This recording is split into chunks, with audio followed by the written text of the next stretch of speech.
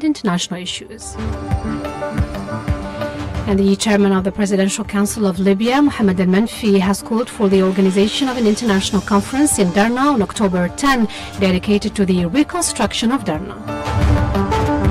And 8 Palestinians were arrested during an operation carried out today by the Israeli forces in various parts of the West Bank. And those were the major developments. Now, the full news edition. Good afternoon. The Minister of Foreign Affairs and the National Community Abroad, Ahmed Attaf, has held bilateral talks with several of his counterparts on the sidelines of his participation of the ministerial segment of the 78th session of the UN General Assembly.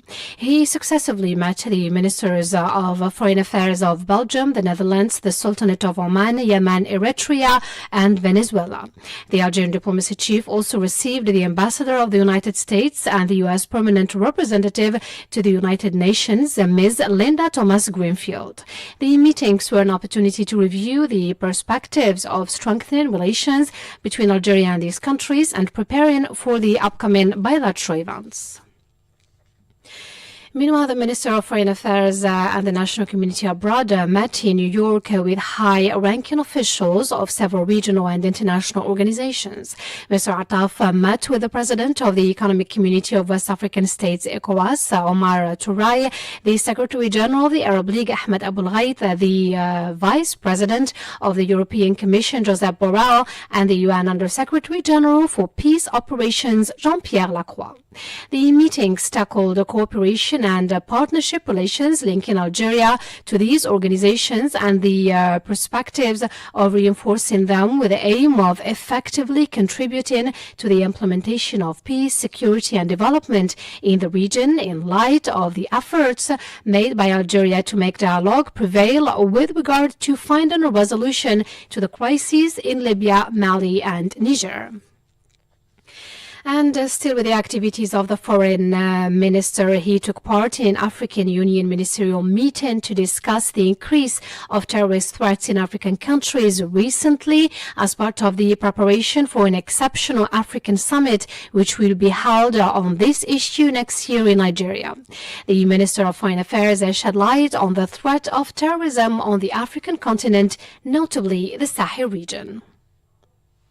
Countries and peoples of the Sahel region are facing terrorist groups that are considered among the fastest growing and most deadly worldwide. Groups that are heavily armed and equipped with sophisticated weaponry.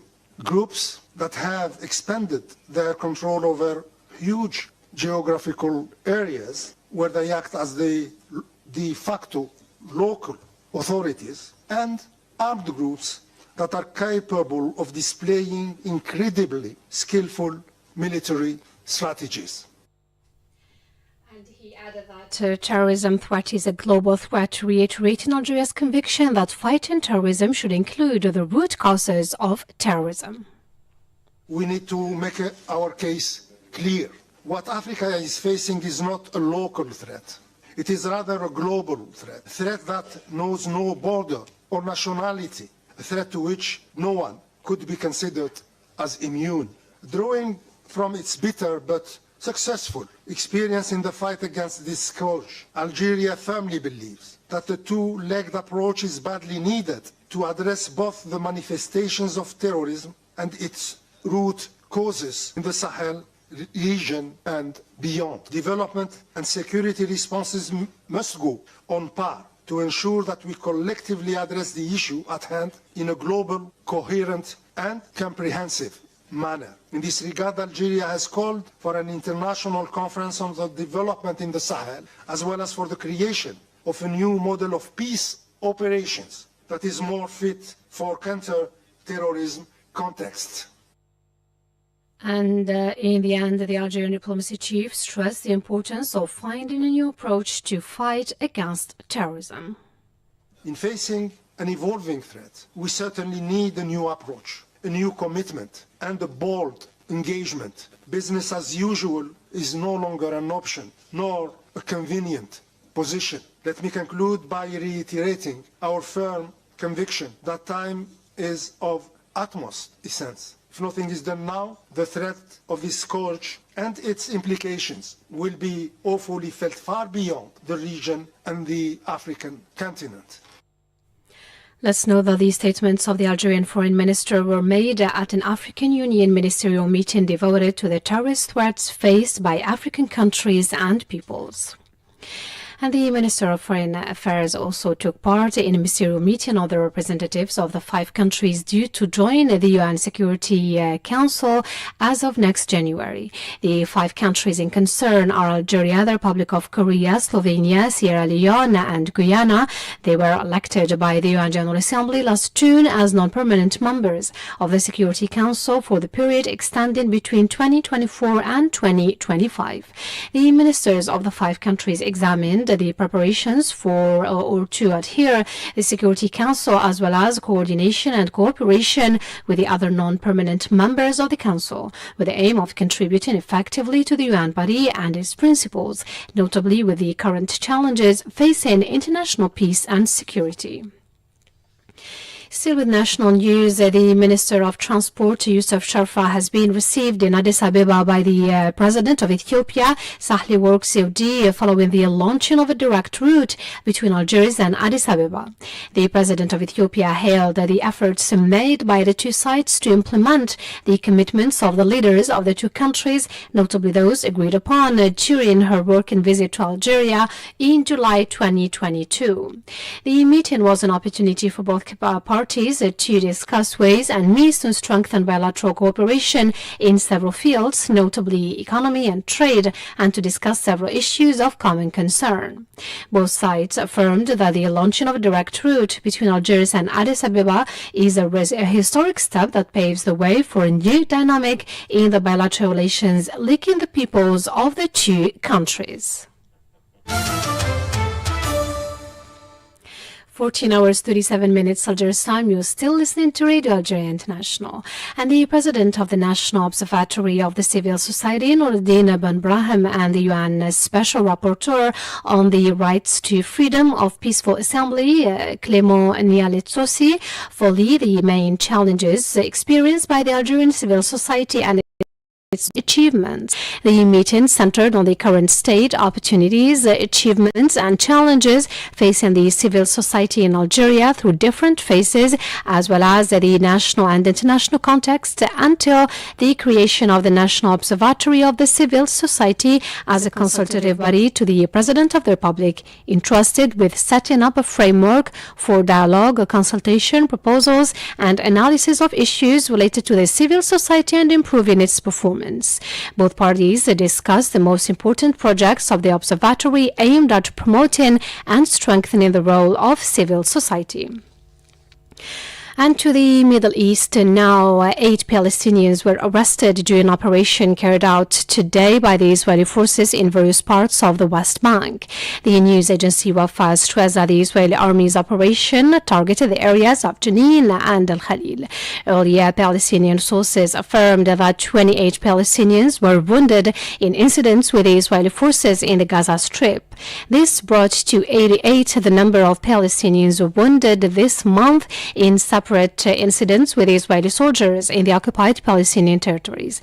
In another development, the Commissioner General of the UNRWA, Philippe Lazarny, spoke out in favor of a lasting and coherent financial or financing in order to avoid chronic deficits and allow the UN agency to carry on its operations. He affirmed outside the UN General Assembly that the decrease in financing undermined the functioning of the public services at a time when the needs of the Palestinians were rising.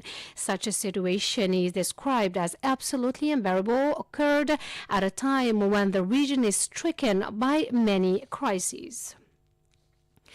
And to the Western Sahara issue now, the Sahrawi ambassador and representative of the Polisario Front to the UN, Sidi Mohamed Ammar, hailed the content of the President of the Republic or his address to the UN General Assembly, saying it constitutes a global diagnosis of the international situation and the threats facing the world. The Sahrawi official, who is also in charge of the coordinator with the UN mission for the organization of a self-determination referendum in Western Sahara, recalled that the settlement reflected Algeria's unswerving position in favor of the fair causes and her support to the oppressed people, including the Sahrawis and the Palestinians. Meanwhile, the foreign minister of Mozambique reiterated her country's support to the legitimate right of the Sahrawi people to independence.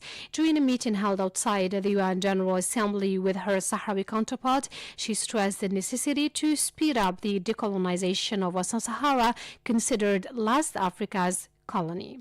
In a similar move, the foreign minister of Timor-Leste, Benedito dos Santos Freitas, reiterated his country's constant support to the Sahrawis' fight for freedom.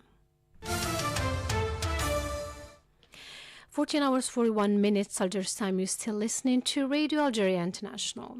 And the chairman of the Presidential Council of Libya, Mohamed El Menfi, has called for the organization of an international conference in Derna on October 10 designed to the reconstruction of the town that is devastated by floods. A letter sent to the world leaders during high-level meetings held outside the UN General Assembly, he elaborated on the major human and material losses caused by the floods which hit Libya's eastern part. The Libyan official said that the world had assumed its responsibility towards Libya by providing support and assistance to the populations of Derna and its surrounding areas. And the UN Office for the Coordination of Humanitarian Affairs has affirmed that about 5.3 million people have fled the region in Sudan since last April. It stressed that 5-month-long fighting opposing the government and the rapid support paramilitary forces caused the displacement of millions of people and forced millions of others to seek refuge in Sudan's neighboring countries. This came as the UN office stated that 14 million children in Sudan were in need of an urgent humanitarian aid. On the occasion of the International Peace Day recently celebrated, it urged for an end to be put to the fighting and for the respect and protection of the rights of each child. 14 hours 42 minutes Algiers time. You're still listening to Radio Algeria International, and time now for the headlines. The Minister of Foreign Affairs and the National Community Abroad, Ahmed Attaf, took part in several meetings held in New York, presenting the Algerian approach in dealing with the world's current regional and international issues. And the chairman of the Presidential Council of Libya, Mohamed El Menfi, has called for the organization of an international conference in Derna on October 10 dedicated to the reconstruction of Derna. And 8 Palestinians were arrested during an operation carried out today by the Israeli forces in various parts of the West Bank. 14 hours 43 minutes Algiers time is listening to Radio Algeria International, and I invite you now to listen to this program presented by Jamal Salmani.